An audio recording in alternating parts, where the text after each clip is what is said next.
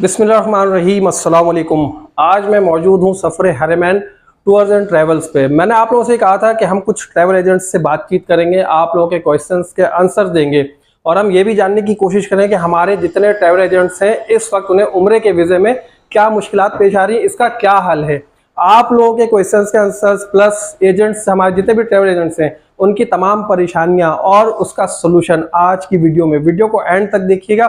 अगर वीडियो तवील हो जाए तो आप लोगों ने स्किप बिल्कुल भी नहीं करना है, क्योंकि इसमें आप लोगों के मसले का हल मौजूद है। तो आइए हम चलते हैं अपनी वीडियो की तरफ। तो फ्रेंड्स, इस वक्त देख सकते हैं, इस वक्त हमारे साथ दो अजीम शख्सियात मौजूद है। एक हमारे अवैध भाई, अस्सलाम वालेकुम अवैध भाई, और हमारे जाने माने सलमान अहमद भाई। सलमान भाई कैसे हैं आप बताएं, खैरियत से? अच्छा, अब हम इन दोनों से क्वेश्चंस करते हैं। सबसे पहला क्वेश्चन जो मैं करूंगा वो यही करूंगा कि उम्रे के वीजे क्यों नहीं आ रहे? कौन बताएगा मुझे? अवैध भाई आप बताएं, उम्रे के वीजे क्यों नहीं आ रहे? अस्सलाम वालेकुम भाई, उम्रे के वीज़े ऐसा नहीं है कि मुकम्मल बंद हैं, उम्रे के वीज़े आ रहे हैं। लोग ये कह रहे हैं कि नहीं आ रहे हैं। मैंने ये कहा, हमने अपनी वीडियो से बताया कि आ रहे हैं। उम्रे के वीज़े आ रहे हैं, लेकिन कुछ रिस्ट्रिक्शन और कुछ रूल ऐसे बने हैं जिसकी वजह से वीज़े के हुसूल में बहुत सारी मुश्किलात आ रही हैं।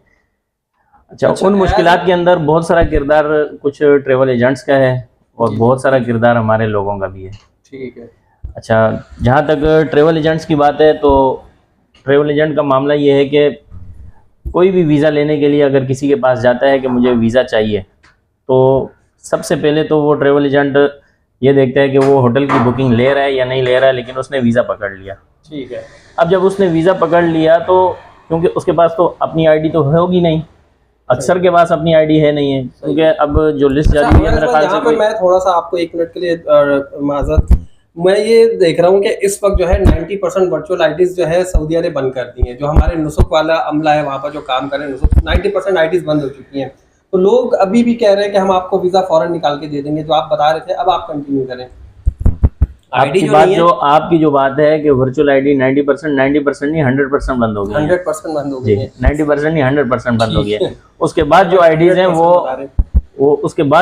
हैं वो कॉन्ट्रैक्ट आईडीज हैं, यानी कि अगर आपका कॉन्ट्रैक्ट है कि वहाँ के शिरके के साथ, तो फिर आपके पास तो आईडी है। मतलब जो IATA के मेंबर्स हैं, हाँ, एआटा के जो मेंबर हैं, ऐसा ही है, वो बिल्कुल ऐसा ही है। लेकिन एआटा भी हर एक का नहीं, वो एआटा जिन्होंने वहाँ जाके अपना कॉन्ट्रैक्ट किया है, एग्रीमेंट किया है और वहाँ से उन्होंने किसी भी शिरके से आईडी ली है, तो वो तकरीबन मेरे ख्याल से हमारे जो मोरा के ऊपर लिस्ट जारी हुई है वो 112-113 कंपनीज हैं टोटल पूरे पाकिस्तान के अंदर। 113 कंपनीज हैं जी, ऑल ओवर पाकिस्तान के अंदर 113 कंपनीज हैं जिनके पास वो आईडीज हैं, बिल्कुल, जिन्होंने अपना कॉन्ट्रैक्ट साइन किया वहाँ। जिन टूर ऑपरेटर्स को भी उन्होंने अटेस्टेशन की है, जिनको भी परमिशन दी कि ये जो है उम्रे के वीजे के लिए सर्विसेज प्रोवाइड कर सकते हैं। ठीक है, ये बात तो। अब इसके अंदर मुश्किलात जो ट्रेवल एजेंट की तरफ से वो ये है कि कोई भी बंदा किसी भी आम नॉर्मल ट्रेवल एजेंट के पास गया, उसने कहा कि मुझे वीज़ा चाहिए, तो अब ट्रेवल एजेंट क्या करता है कि उसने होटल लेना है या नहीं लेना, वो बात की बात, वो उससे वीज़ा पकड़ लेता है।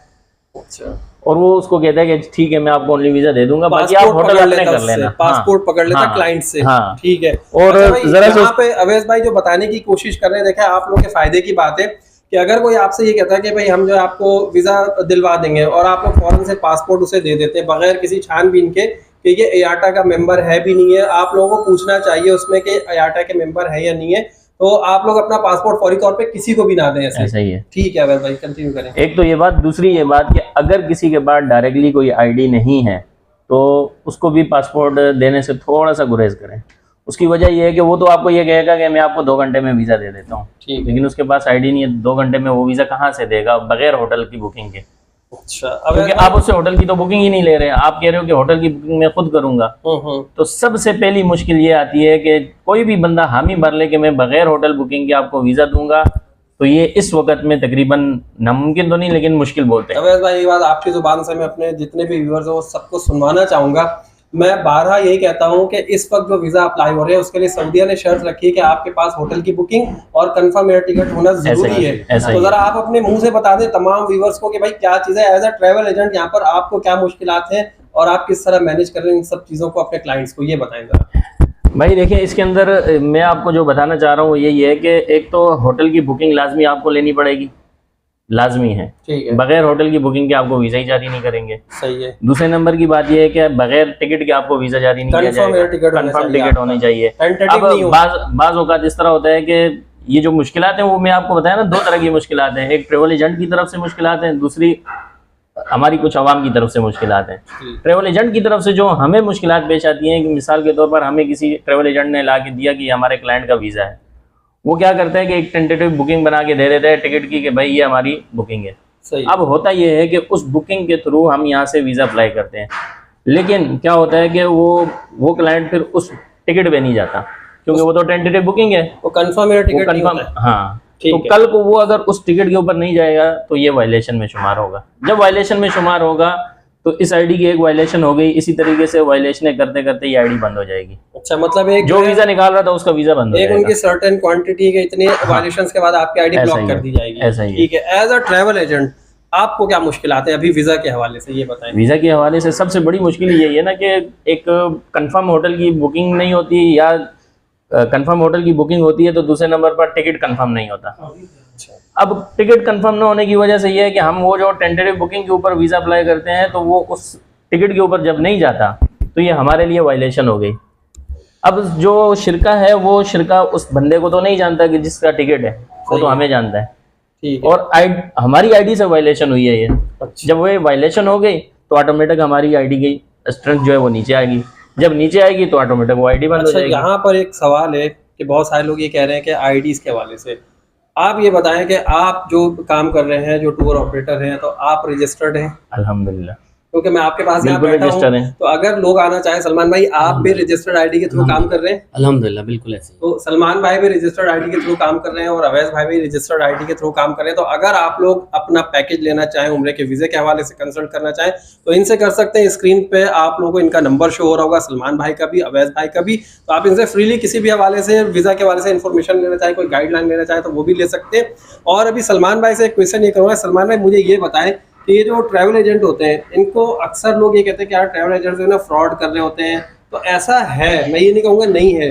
तो उन लोगों के लिए आपकी तरफ से क्या मैसेज होगा कि जो लोग फ्रॉड कर रहे होते हैं या चीटिंग कर रहे होते हैं अपने क्लाइंट्स के साथ और इस तरह की हरकतें कर रहे होते हैं जिससे लोगों का बड़ा नुकसान होता है, तो उनके बारे में क्या कहेंगे आप? अच्छा, इसमें जो है ना 2 चीज़ें हैं। जो 24 अगस्त को जो वर्चुअल आईडीज थी ना, वो पूरे पाकिस्तान बल्कि दुनिया चला रही थी। वर्चुअल आईडीज दुनिया भर में वर्चुअल आईडीज चल रही थी। ऑफिशियल बहुत कम थे, यहाँ बड़े बड़े नाम हैं जो उनकी भी आईडीज़ नहीं थी। तो खैर 24 के बाद जो है बिल्कुल अब कोलैप्स हो गई मार्केट। फिर जो है सऊदी गवर्नमेंट ने रिस्ट्रिक्शन डालना शुरू कर दी। जो ट्रैवल एजेंट हम समेत ज़ाहिर से थे, हम भी जो है इनिशियल पे थे, सब वर्चुअली चला रहे थे, तो हमारा पूरा काम बड़े से बड़ा ट्रैवल वाला डाउन हो गया। अब इसमें क्या हुआ, जो हाजियों के जिनके वीज़े निकले, जो निकले वो चले गए, जिनके नहीं निकले वो फंस गए। अब मामला ये कि आहिस्ता आहिस्ता चीज़ें, टर्म्स कंडीशन चेंज होती रही। उन्होंने एक दफ़ा मसार बंद करा, फिर 2 दफ़ा करा, फिर 3 दफ़ा करा, अभी फाइनली उन्होंने कल रात को फिर कर दिया। अब लोगों ने आईडीज़ रजिस्टर करना, जिसके अंदर हम भी अल्हम्दुलिल्लाह रजिस्टर्ड हो गए, अल्लाह की रहमत से अपनी आईडीज़ चला रहे हैं अल्हम्दुलिल्लाह। तो अब ये जो मसले मसाइल हैं, ये मसले अब रिजॉल्व होना शुरू हो जाएंगे इंशाल्लाह। अब इसमें जो एक बहुत अहम मसला आ रहा था, जो हमारे अपने ग्रुप के साथ सिलसिला हुआ कि हमारा ग्रुप अल्हम्दुलिल्लाह तकरीबन कोई 42-44 लोगों का था। तो हमने ग्रुप डाला, ग्रुप के अंदर 10 लोगों के वीज़े उतरे। 10 में से 2 वीज़े जो है वो एरर पे चले गए। अब जब वो एरर पे गए तो उसमें वीज़ा तो इशू हो गया, लेकिन उसका प्रिंट आउट नहीं आया, जो कि अभी आपने पिछली वीडियोस में भी ये बात बताई थी और अभी सबको ही पता ही सारी बात है। सलमान भाई, मैंने अपने व्यूअर्स को बता दिया कि सिस्टम का एक इंटीग्रेशन है, वो रन चल रहा है, वो रन चलने के बाद ही ये तमाम मसले हल हो सकते हैं। ठीक है, तो आपका इसमें एज अ ट्रैवल एजेंट कितना लॉस हुआ है, आप क्या समझते हैं? क्योंकि जितने भी क्लाइंट्स हैं इस वक्त, जो लोग देख रहे हैं, उन्हें ऐसा लगता है कि ट्रैवल एजेंट्स को बड़ा फायदा हो रहा होता है, उन्हें किसी तरह से कोई लॉस नहीं हो रहा होता है। ठीक है ना?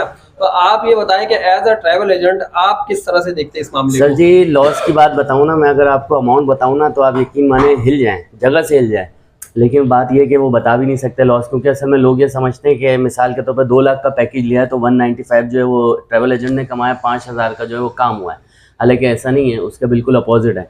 तो खैर बहरहाल अब वो एक कमिटमेंट होती है, एक मामलात होते हैं, तो जिसके बिना पे अब ये नए कानून की वजह से बहुत बड़े नुकसानात हुए हैं। लेकिन खैर बहरहाल अब ये जो मामले रिजॉल्व हो गए हैं, चीज़ें हो गई, तो उसमें आहिस्ता आहिस्ता लोगों को निकाल लें। इसमें जो हमें जो प्रेशर आता है ना, वो ये प्रेशर आता है, क्लाइंट ये समझता है कि जैसे हम काम नहीं कर रहे हैं। ठीक है, अब कुछ लोग हैं जिनको अवेयरनेस है, कुछ लोगों को अवेयरनेस नहीं है। उनका ये होता है कि भाई हमने आपको पैसे दिए, अब आप हमें वीज़ा निकाल के दे दें।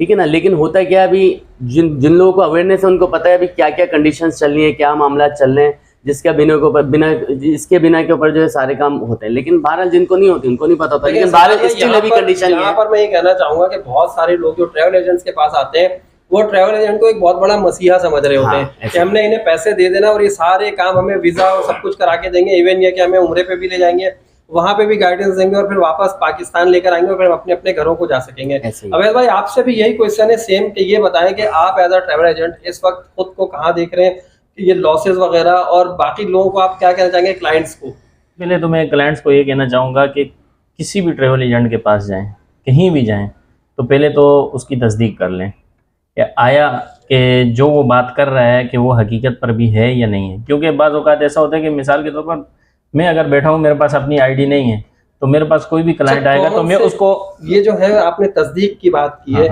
किन चीज़ों की तस्दीक जरूरत है, पॉइंट्स बता दें इजी करके, क्योंकि बहुत सारे लोग हैं ना उन्हें बहुत ज़्यादा बातें नहीं समझ में आती, वो चाहते हैं कि उन्हें सिर्फ पॉइंट्स बताएं। तो किन पॉइंट्स की तस्दीक ज़रूरी है ये बताएं।